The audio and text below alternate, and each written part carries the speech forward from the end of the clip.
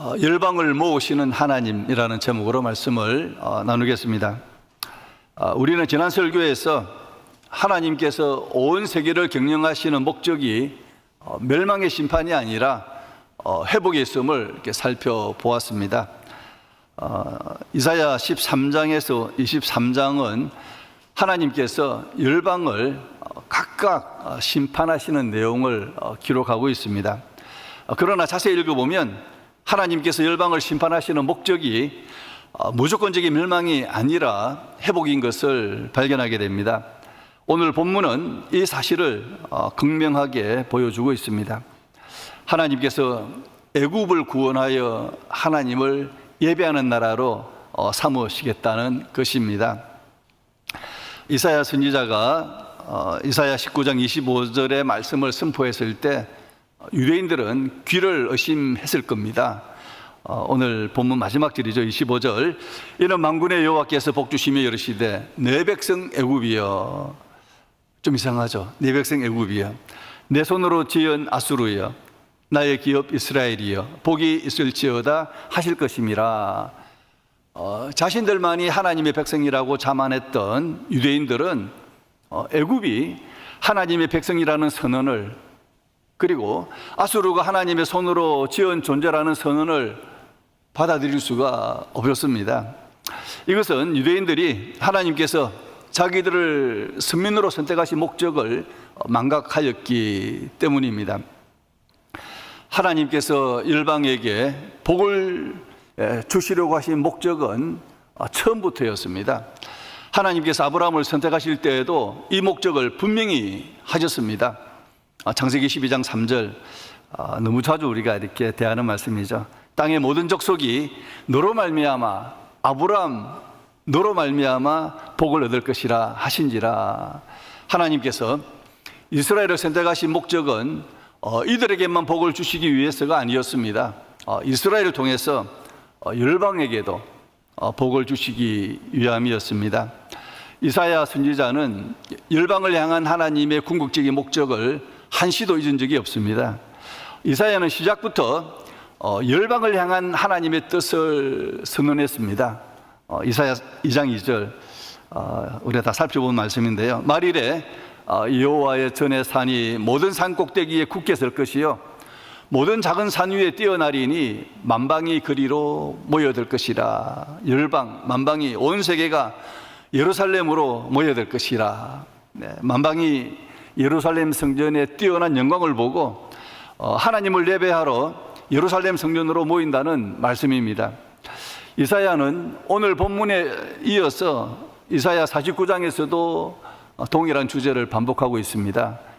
이사야 49장 6절, 내가 또 너를, 이스라엘을 말하죠, 이방의 빛으로 삼아 나의 구원을 베풀어서 땅끝까지 이르게 하리라.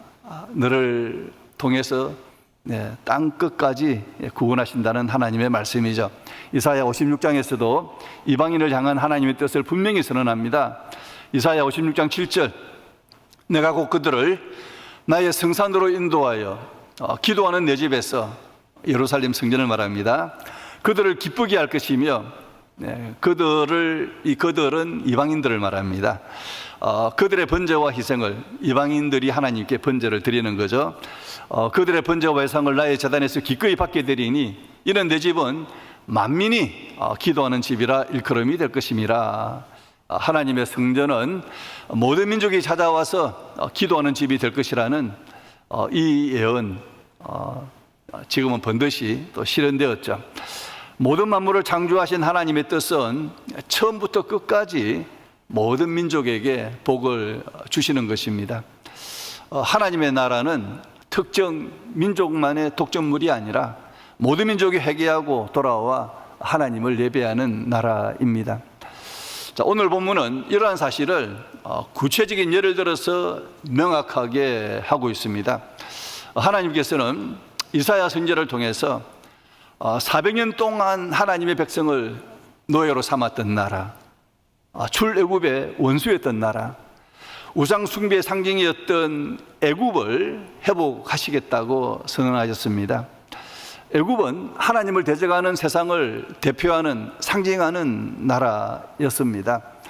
애굽은 하나님께서 그의 백성에게 의지하지 말라고 수없이 경고했던 나라였습니다. 애굽은 결과적으로 유다가 이스라엘이 하나님을 의지하지 못하도록 했던 원흉이었습니다. 하나님은 이런 애굽, 완전히 멸망시켜야 마땅할 것 같은데 이런 애굽을 회복하시고 구원하시겠다고 선언하신 겁니다.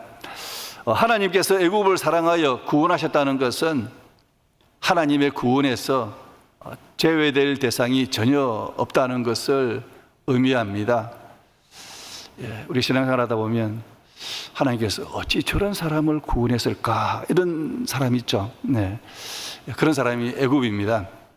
오늘은 하나님께서 자기 백성을 괴롭히고 우상 숭배하도록 했던 애굽을 회복하실 과정처럼 또 우리를 회복하실 과정을 통해서 또 은혜를 얻고자 합니다. 하나님께서 애굽을 어떻게 회복시켜 가십니까? 첫째, 두려움으로 애굽의 교만을 꺾으십니다. 애굽은 당대 최강의 나라로 교만이 극에 달했습니다. 거대한 나일강이 해마다 범람하여 비옥한 땅을 만들었고, 또 피라미드를 세울 만큼 뛰어난 문명을 자랑했던 나라였습니다. 지금으로 말하면 미국의 실리콘밸리에 있는 우수한 두뇌들이 있는 그런 나라였다는 겁니다. 애굽은 절대 무너지지 않는다라는 절대 자부심을 가진 나라였습니다. 애굽 왕 바로는 자신을 신이라고 불렀고 애굽의 교만은 하늘을 찔렀습니다. 하나님은 이런 애굽마저 미워하시기보다는 불쌍히 여기셨다는 거죠. 하나님은 애굽이 자기를 알기를 원하셨습니다. 그래서 하나님은 애굽이 자기 앞에 아무것도 아니라는 것을 알도록 심판의 손을 높이 드셨습니다. 16절 말씀, 그날에 애굽이 분요와 같을 것이라. 그들이 만군의 여호와께서 흔드시는 손이 그들 위에 흔들림으로 말미암아 떨며 두려워할 것이며, 하나님은 강하신 손으로, 정확히 말하면 사랑의 손으로 애굽을 치심으로써 애굽은 자신의 보잘것없음을 깨닫게 하셨고 여린 부녀처럼 두려움에 빠지게 하셨습니다. 애굽은 과거에도 하나님의 능하신 손 앞에 두려워했던 적이 있었습니다. 과거 출애굽 시절 그 강대한 애굽의 왕 바로와 그의 백성은 하나님께서 모세를 통해 내리신 10가지 재앙 앞에서 철저히 무너졌습니다.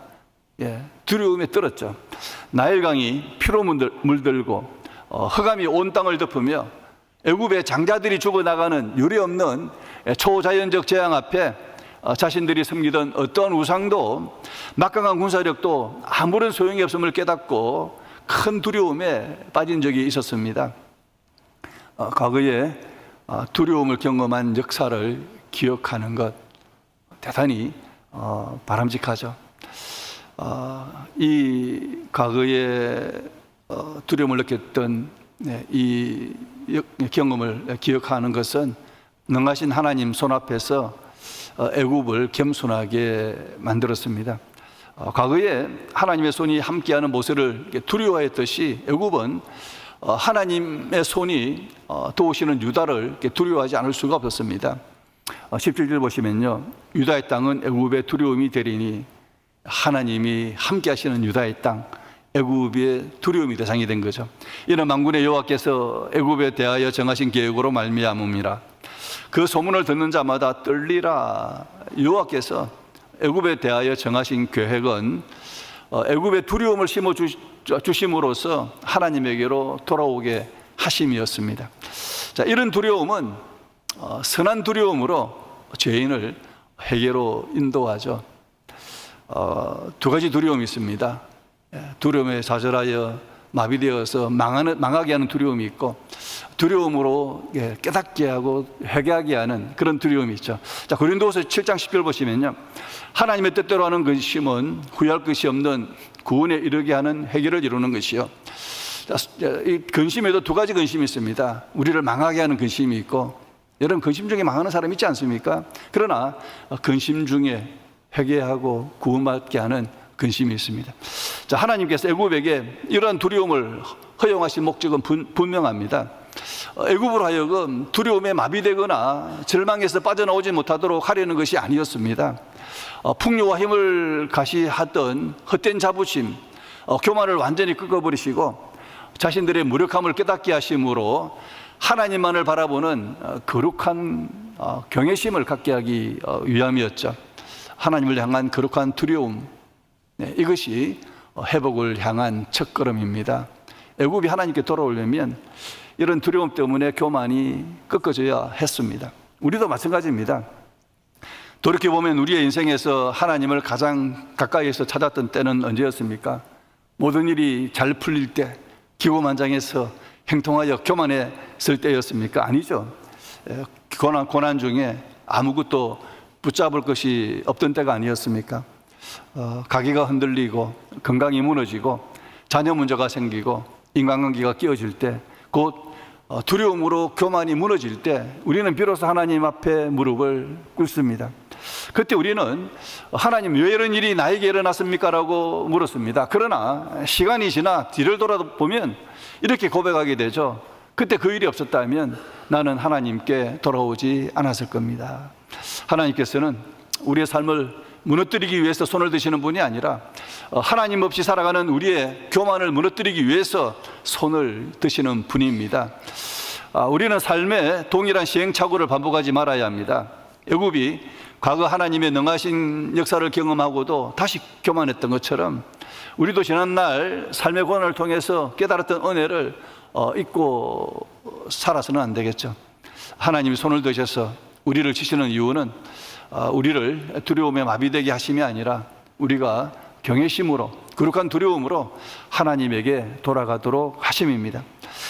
우리를 부르시는 그 거룩한 손길을 피하지 않고 겸손히 회개하며 나아갈 때 하나님은 비로소 우리의 삶의 진정한 회복의 역사를 시작하십니다. 그래서 우리는 삶의 고난을 불행이라고 말하지 않고 은혜라고 말합니다. 왜냐하면 고난이 우리를 하나님에게로 돌아오게 만들기 때문입니다. 그러므로 지금 겪고 있는 고난이 있다면 운이나 재수가 없어서라고 생각하지 마시기 바랍니다. 오히려 왜 나에게 이런 일이 생겼습니까? 라는 질문을 하나님께서 나에게서 무엇을 회복시키려 하십니까? 라는 질문으로 바꾸어야 합니다. 자, 우리를 살리시려는 하나님의 손 앞에 교만을 꺾고 하나님 앞에 또 회개하는 기회로 삼아야 합니다. 하나님께서 이스라엘을 회복시키시는 두 번째 과정은 미약하나 변화를 시작하셨다는 겁니다. 애굽은 하나님의 능하신 손 앞에 거룩한 두려움으로 하나님에게로 돌아갑니다. 그러나 애굽 전체가 하나님께 다 회개하고 돌아간 게 아닙니다. 18절 보시면 그날에 애굽 땅에 가나안 방언을 말하며 만군의 여호와를 가리켜 맹세하는 5 성읍이 있을 것이며 그 중 하나를 멸망의 성읍이라 칭하리라. 애굽의 성읍이 얼마나 많았겠습니까? 수백 개, 아마 1000개는 넘지 않았겠습니까? 제가 안 세봤는데요. 자, 애굽이라는 이 거대한 나라 가운데 가나안 방언을 말하는 5 성읍이 있을 것이라는 것은 아주 소수가, 적은 숫자가 하나님에게로 돌아올 것이라는 뜻입니다. 애굽 사람이 가나안 방언, 이건 이제 히브리어를 말한다고 보면 되겠습니다. 이스라엘의 언어를 말합니다. 이 가나안 방언을 말한다는 표현은 이들이 이스라엘처럼 여호와를 하나님으로 신앙 고백하는 것을 뜻합니다. 혹은 하나님을 알아가기 위해서 히브리어를 배우는 것을 뜻합니다. 그리고 또 만군의 여호와를 가리켜 맹세한다는 표현은 여호와 하나님을 최종적 충성을 드리는 대상으로 삼았다는 것을 의미합니다. 이것은 애굽 사람의 가치관이 바뀌고 삶의 방향이 바뀌고 신앙의 언어가 바뀌는 것을 뜻합니다. 하나님께 돌아온 자들에게서 삶의 변화가 일어나는 것을 뜻합니다. 5 성읍 중에서 한 성읍의 이름이 멸망의 성읍이라는 표현은 멸망의 성읍, 저건 틀림없이 망할 성읍이야. 소돔과 이렇게 고모라와 같아, 이런 성읍을 멸망의 성읍이라고 하죠. 절망적일 만큼 부패한 성읍, 타락할 대로 타락한 성읍, 변화될 가능성이 전무한 성읍이었다는 것을 뜻합니다. 이 멸망의 성읍이 회개했다면 변화되지 못할 성읍은 없다는 겁니다. 하나님께서 주도하시는 회복의 역사는 미약하지만 창대하게 발전합니다. 하나님은 언제나 소수부터 시작하셨습니다. 노아 한 사람, 아브라함 한 사람, 모세 한 사람, 다윗 한 사람, 예수님의 12제자처럼 하나님은 작거나 적게 시작하십니다.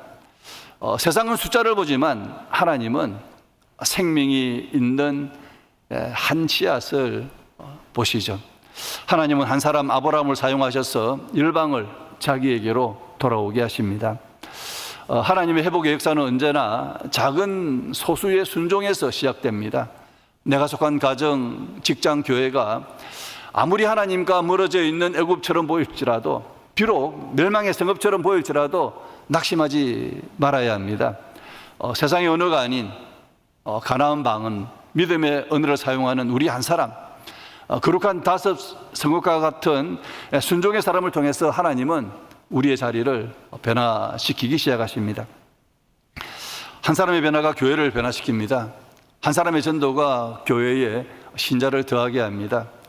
우리는 내가 변한다고 교회 공동체가 달라질까라고 생각하지만 하나님의 역사는 항상 한 사람 혹은 소수에서 시작되었습니다. 우리는 이것밖에 안 되나라고 적거나 작은 것을 소홀하게 생각하지만 하나님은 나는 한 사람부터 시작한다라고 말씀하십니다. 우리 하나님은 한 소년이 드린 오병이어의 작은 것을 사용하셔서 수만 명을 먹이셨습니다. 세상을 바꿀 대단한 수요를 찾지 마시고 오늘 내가 서 있는 곳에서 거룩한 한 사람으로 바로 서시기를 축원합니다. 애굽을 회복시키자는 세 번째 과정은 먼저 예배부터 변화시켰습니다. 다섯 성읍으로 시작된 변화는 결국 예배 회복으로 이어집니다. 19절 보시면 그날에는 애굽 땅 중앙에는 여호와를 위하여 제단이 있겠고 그 변경에는 여호와를 위하여 기둥이 있을 것이요. 수많은 우상 신전이 있던 나라 애굽, 그 애굽의 중심에 여호와를 위한 제단이 세워진다는 거죠. 우상을 섬기는 자들이 이제 하나님을 섬깁니다. 그리고 또 애굽의 변경에 여호와를 위한 기둥이 있을 것이라는 표현은 하나님께서 애굽의 주인이 되실 것이라는 뜻입니다. 자, 고대 근동에서 나라나 영토의 변경에 돌기둥이나 비석을 세우는 것은 이 경계선 안쪽은 누구의 통치와 보호 아래 있는 땅이다라는 이 소유권과 주권을 표시하는 행위였습니다.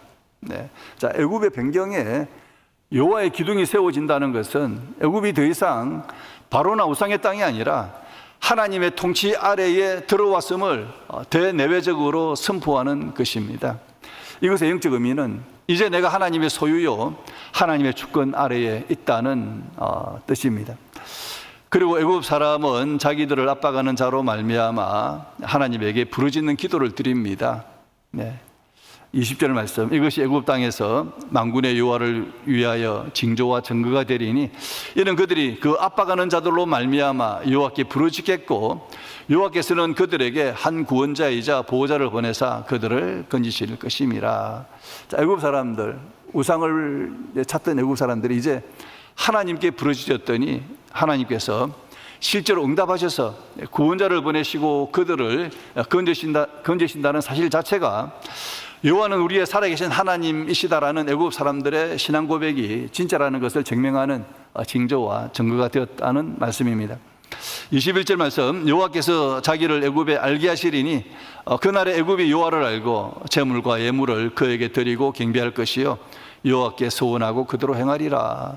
자기들의 부르짖는 기도에 응답하시는 하나님으로 인하여 애굽 사람들은 하나님을 머리가 아니라 경험으로 알게 되었습니다. 이들은 살아계신 하나님을 경험함으로써 진심으로 감사의 예물을 드리는 자로 변화되었다는 겁니다. 하나님은 애굽 사람을 예배하는 자로, 기도하는 자로, 감사하는 자로 변화시켰지 이들의 경제를 변화시킨 게 아니었습니다. 이들의 환경을 먼저 변화시킨 게 아니었습니다. 먼저 예배의 모습을 변화시키고 그 이후에 삶을 변화시켜 주시죠. 진정한 회복의 가장 확실한 증거는 무엇보다 먼저 예배와 기도의 자리가 살아나는 겁니다. 회복의 증거는 행식적인 종교생활이 아니라 우리 삶의 한복판에 하나님을 위한 제단이 견고하게 세워지는 겁니다. 하나님께서 자기 백성을 변화시키시는 순서는 예배 회복을 통해서 삶을 변화시키는 겁니다. 예배가 회복될 때 기도가 살아나고 기도 응답을 경험하게 될 때 감사가 살아납니다. 예배를 통하여 하나님의 주권을 찬양할 때 우리의 삶도 회복시키시는 하나님의 은혜를 경험하시기를 축원합니다. 자, 그렇다면 우리는 삶에서 어떻게 구체적인 회복의 자리에 서야 하겠습니까? 삶의 중앙에 유아를 위한 제단을 세워야 합니다. 애굽 땅 중앙에 유아를 위한 제단이 세워졌듯이 바쁜 일상과 수많은 염려로 가득 찬 우리의 삶 중심에도 예배를 최우선으로 돌려놓아야 합니다. 환경이 좋아져서 예배하는 것이 아니라 예배함으로 환경을 이길 힘을 얻어야 합니다. 주일 예배뿐만 아니라 매일의 삶에서 또 하나님을 찬양하는 예배자가 되시기를 축원합니다. 둘째는 삶의 변경에 유아를 위한 기둥을 세워야 합니다. 내가 일하는 직장, 자녀를 양육하는 가정, 또 물질을 사용하는 경계선 위에 이 영역의 주인은 내가 아니라 여호와 하나님이십니다라고 선언하는 기둥을 세워야 합니다. 내 힘으로 통제하려던 손을 내려놓고 모든 영역에 또 하나님의 통치가 임하도록 주권을 이양하시기를 축원합니다. 셋째는 막힌 기도의 입술을 열어 여호와를 찾아야 합니다. 애굽 사람들이 압박 중에 부르짖어 하나님을 찾았듯이 고난 앞에서 낙심할 것이 아니라 기도의 자리로 나아가야 합니다. 머리로만 아는 하나님이 아니라 내 기도의 부르짖음에 응답하시는 살아계신 하나님을 직접 경험하는 복을 누리시기를 축원합니다. 이제 마지막 과정은 애굽의 5 성읍을 구원하시고 이를 통해서 이제 열방을 하나님께로 모으신다는 겁니다. 회복의 역사는 애굽 하나로, 내 하나로 끝나지 않습니다. 23절, 그날에 애굽에서 아수르로 통하는 대로가 있어 아수르 사람은 애굽으로 가겠고 애굽 사람은 아수르로 갈 것이며 애굽 사람이 아수르 사람과 함께 경배하리라. 애굽과 아수르 사이, 이들은 서로 강대국이었고 서로를 이렇게 죽이려고 했던 사이입니다. 그런데 이 애굽과 아수르 사이에 대로가 있죠. 이 대로는 오랫동안 서로 죽이려고 군대들이 가던 그런 길이었습니다. 전쟁을 위하여 군대가 오가던 길이 이제 함께 하나님을 경배하는 예배자가 오가는 길이 됩니다. 원수가 형제가 되죠. 그리고 이들 사이에 이스라엘이 있습니다. 하나님은 이 세 나라를 하나님을 예배하는 공동체로 묶으십니다. 이스라엘을 하나님의 백성으로 먼저 선택하신 목적이 이루어지게 하시죠. 이스라엘을 중심으로 애굽과 아수르가 함께 하나님의 복을 받는 백성이 되는 겁니다. 이스라엘을 통하여 애굽도 아수르도 하나님을 예배하는 복된 백성이 되게 하시죠. 24절, 그날에 이스라엘이 애굽 및 아수르와 함께 더불어 셋이 세계 중에 복이 되리니, 이 말씀은 하나님으로 하나가 된 새 나라가 세상에 복을 퍼뜨리는 통로가 된다는 뜻을 가진 말씀입니다. 하나님은 복의 통로가 될 새 나라를 위하여 놀라운 선언을 하시죠. 마지막 절, 이는 만군의 여호와께서 복 주시며 이르시되 내 백성 애굽이여 내 손으로 지은 아수르여 나의 기업 이스라엘이여 복이 있을지어다 하실 것임이라. 이제 하나님에게 애굽이나 아수르나 이스라엘이나 아무런 차별이 없는 그의 사랑하는 백성뿐입니다. 자, 이사야의 이 놀라운 예언은 예수님의 십자가와 부활의 사역을 통해서 실현되었습니다. 에베소서 2장 11절에서 22절, 좀 긴 본문입니다만은 정말 오늘 본문이 예언했던 이 말씀이 이제 실현된 것을 기록하고 있죠. 우리가 다 살펴보기 힘드니까 에베소서 2장 18절 한 절만 보겠습니다. 이는 그로 말미암아, 예수님으로 말미암아 우리 둘이 유대인과 이방인 서로 섞일 수 없는 물과 기름 같은 이 둘이 한 성령 안에서 하나님 아버지께 나아감을 얻게 하려 하심이라. 자, 예수님 안에서 결혼지간이었던 유대인과 이방인들이 하나가 되어 하나님을 예배하는 교회로 세워졌습니다. 예수님 안에서 아무런 차별이 없는 교회 공동체는 세상을 하나님께로 인도하는 복의 통로가 되죠. 갈라디아서 3장 28절, 너희는 유대인이나 헬라인이나 종이나 자유인이나 남자나 여자나 다 그리스도 예수 안에서 하나이니라. 애굽과 이스라엘과 아수르가 하나가 되었던 것처럼 교회 안에서 어떠한 사람들, 다양한 배경에서 온 사람들이 다 하나가 되었다는 말씀이죠. 십자가의 보혈로 유대인과 이방인의 막힌 담을 허무시고, 자, 우리 모두를 그리스도 안에서 하나 되게 하셔서 열방을 차별 없이 하나로 모으시려는 하나님의 원단 비전 앞에 오늘 우리는 어떻게 살아야 하겠습니까? 이제 우리는 내 삶과 교회 안에 세워진 모든 또 차별과 편견의 담을 과감히 허물어야 합니다. 나에게 상처를 주었던 원수와 같은 사람, 도저히 이해할 수 없던 이웃을 향해 복음의 영적 대로를 열고 하나님의 사랑으로 품어야 합니다. 우리가 그리스도 안에서 하나가 되어 서로 사랑하고 예배할 때 세상은 우리를 통해서 하나님의 살아계심을 목도하게 될 것입니다. 나 혼자만의 복에 안주하는 삶을 넘어 막힌 담을 허물고 세상을 하나님께로 인도하는 거룩한 복의 통로가 되어 열방을 하나님께로 모으시는 위대한 구원의 역사에 온전히 쓰임받는 우리가 되기를 축원합니다. 하나님은 결코 특정 사람들만의 하나님이 아니십니다. 세상에서 가장 완악하고 우상에 빠져 있으며 도무지 구원받을 수 없을 것 같은 애굽까지도 치심으로 고치시고 예배자로 세우시는 분이 바로 우리의 하나님 아버지이십니다. 애굽을 회복시키시는 하나님께서 오늘 또 우리를 그렇게 회복시키시고요. 또 정말 도저히 믿을 것 같지 않는 그 사람도 회복시키실 겁니다. 우리를 회복시키시는 하나님의 역사를 기대하면서 하나님을 경외함으로 내 안에 교만을 내려놓아야 합니다. 교만이 꺾어져야 하나님을 바라보게 되죠. 교만을 내려놓는 것이 하나님이 일하시는 첫 단계입니다. 둘째는 가나안 방은 곧 믿음의 언어를 선포하는 거룩한 소수가 되어야 됩니다. 소수를 사용하시는 하나님을 우리가 의지해야 되겠죠. 셋째는 내 삶의 중심에 예배와 기도와 감사의 제단을 세워야 하고요. 마지막으로 나를 넘어 열방의 복음을 흘러보내는 구원의 대로가 되어야 합니다. 하나님께서 오늘 우리를 이러한 회복의 자리로 부르십니다. 애굽을 내 백성이라 부르셨던 하나님의 은혜의 손길이 오늘 우리가 품은 열방 가운데 함께 하시기를 주님의 이름으로 축원합니다.